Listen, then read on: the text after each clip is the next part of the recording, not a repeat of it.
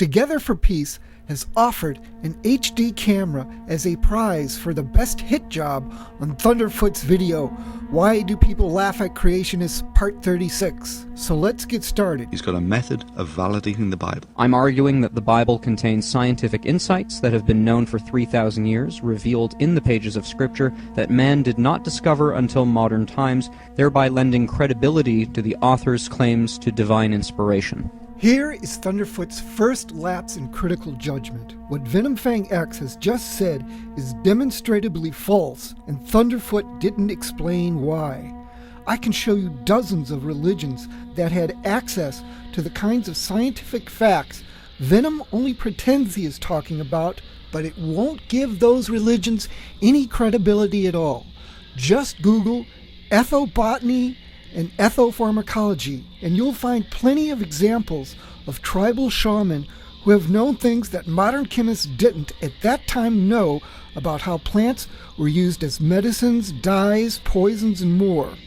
Anthropologists and ethobotanists expect these shaman, these religious leaders of the tribes, to know things we don't know about the local plants, animals, wind currents, weather, and more. It would be amazing if they didn't. Pharmaceutical companies have even hired ethobotanists to find out about the drug knowledge of tribal cultures all across the world. Real, valuable, scientific knowledge buried in tons of superstitious religious garbage. 3,000 years ago, the Bible described the paths of the seas in Psalm chapter 8. Suppose that the ancient Israelites did know something about ocean currents or some such. And let's pretend, for the sake of argument, that it wasn't known by every other culture around them. Let's pretend Venom actually found a unique factoid in the Bible. The assumption on Venom's part is that these things couldn't be known any other way but by God revealing it. And the way to know it was revealed by God is if we YouTube atheists couldn't explain how it was known. That assumption alone is bogus. Thunderboy does destroy Venom's claims that it could not be known except by revelation.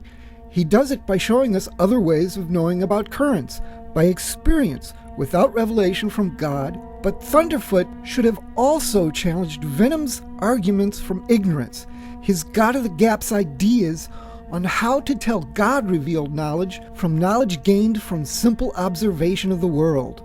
Because by Venom's own reasoning, he would be compelled to adopt the Ashanti religion and believe that plants, animals, and trees had souls, and that he must worship his ancestors if the Ashanti knew about the medicinal properties of any plants before Western science did, and no one could explain how they knew it.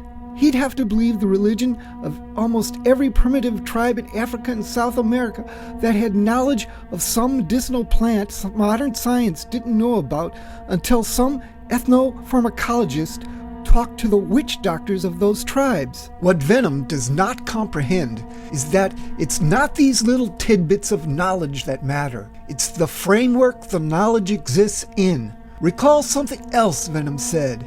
He called these scientific factoids he thinks he found in the Bible scientific insights. Scientific insights? And that is dead wrong. Scientific insights are not these merely useful factoids like paths in the sea, or you should wash your hands before and after examining sick people, or how some specific plant can be made into a concoction that will expel parasitic worms from your intestines.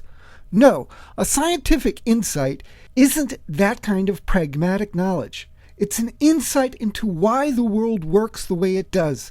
It's about what is hidden, about what we cannot observe, not what we can. The pragmatic data points, such as which plants cure what, are just the building blocks for the creative and insightful minds that want to know how they cure. For example, when a shaman looks at a medicinal plant in his mind's eye, he might see spirits in that plant that will enact a cure if coaxed by the sacrifice of a bird or two. But when a Western ethnobotanist looks at that same plant in his mind's eye, he'll see molecular mechanisms, drugs, cures that are enacted by chemical interactions and not capricious spirits that have to be coaxed by giving them barbecued pigeons. That's framework.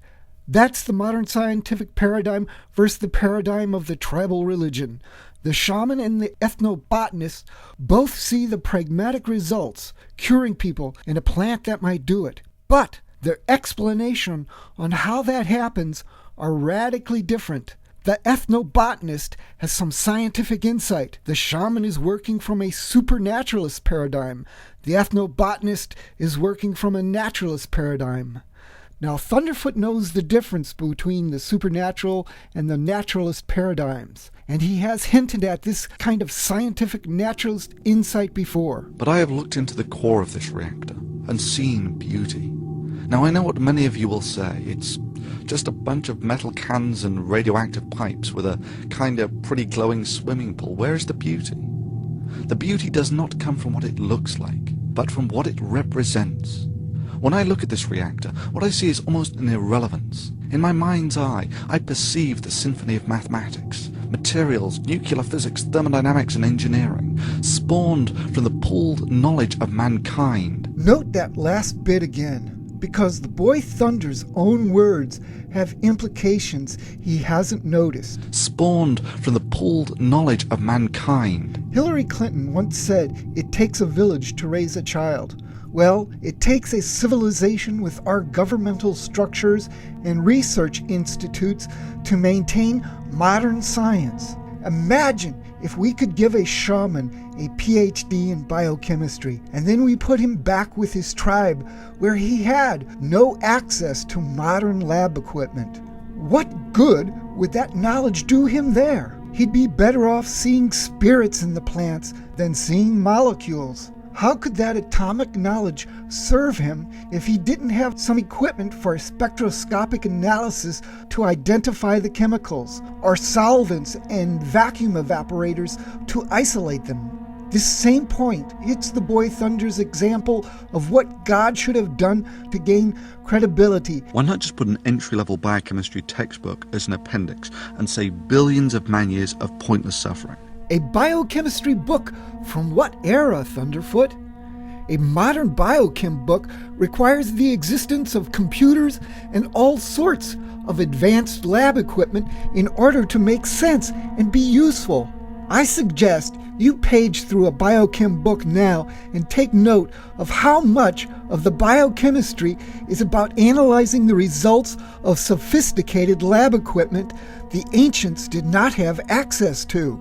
Was biochemistry even a science before there were microscopes?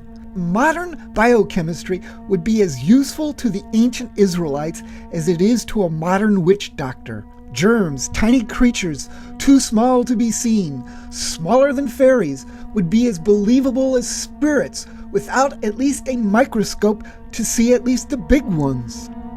The worst thing for Thunderfoot in this regard is that this whole idea to look for science in the Bible was his idea. All you have to do is come up with some great Nobel Prize-winning discovery between you and your God and source it to the Bible, or for that matter, any scientific discovery. It's not what's missing from the Bible that destroys its credibility. It's what's in it. And neither Venom, nor his plagiarized sources, nor the boy Thunder himself are paying much attention to that. For example, that passage about paths in the sea, it's not about currents at all. Look at the context of Psalm 8. It's about the migratory pathways of sea creatures. It says living creatures pass along the paths of the sea. You might mistakenly think that fish, squid, and other creatures just flow with the currents. Therefore, the passage is an indirect reference to currents. Wrong. Fish only occasionally use currents, not always. Recall a salmon not just swimming upstream against the current, but swimming so fast it can leap out of the water and swim up small waterfalls. They instinctually follow an invisible path back to where they were born in order to spawn, and this can easily be observed. I'm not saying this altered interpretation destroys the Bible's credibility. That's not what this video is about. What it shatters is Venom's credibility and his sources' credibility as interpreters of the Bible. Venom doesn't take the Bible literally. He takes it hallucinogenically. He sees things that are obviously not there because someone he trusted told him they were there.